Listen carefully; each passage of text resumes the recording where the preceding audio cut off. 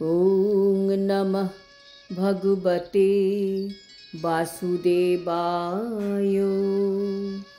শ্রীমদ্ ভগবদ গীতা পঞ্চম অধ্যায় কর্মসন্ন্যাস যোগ।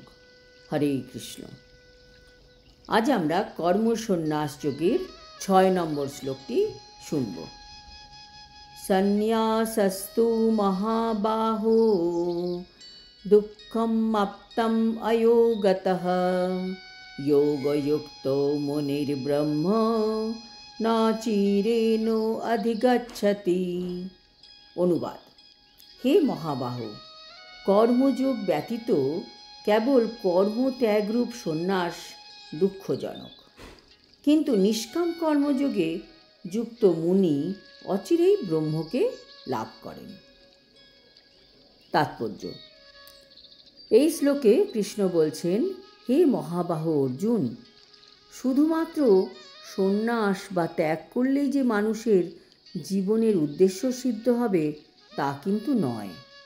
নিষ্কাম কর্মযোগের মাধ্যমে অচিরেই ব্রহ্ম লাভ করা যায়।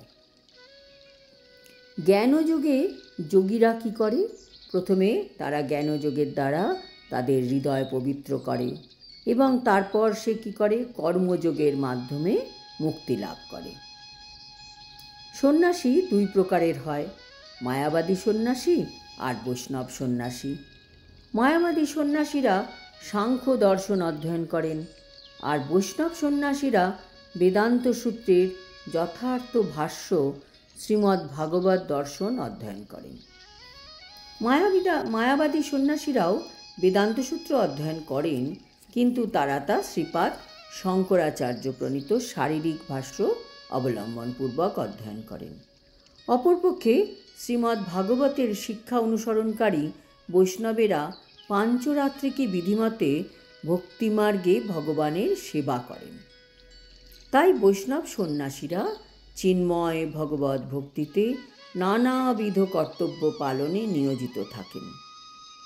বৈষ্ণব সন্ন্যাসীদের জড় জাগতিক কর্তব্য কর্ম পালনের কোনো প্রয়োজনীয়তা নেই, কিন্তু তবুও ভগবানের সেবা করার জন্য তারা নানা রকম কার্যকলাপের অনুষ্ঠান করে থাকেন। ভগবত ভক্তি পরায়ণ বৈষ্ণব সন্ন্যাসীরা তাদের দিব্য কর্তব্য সম্পাদন করে অপ্রাকৃত আনন্দ লাভ করেন এবং অন্তিমে তারা চিন্ময় ভগবত ধামে ফিরে যাওয়ার ব্যাপারে নিশ্চিতও থাকেন।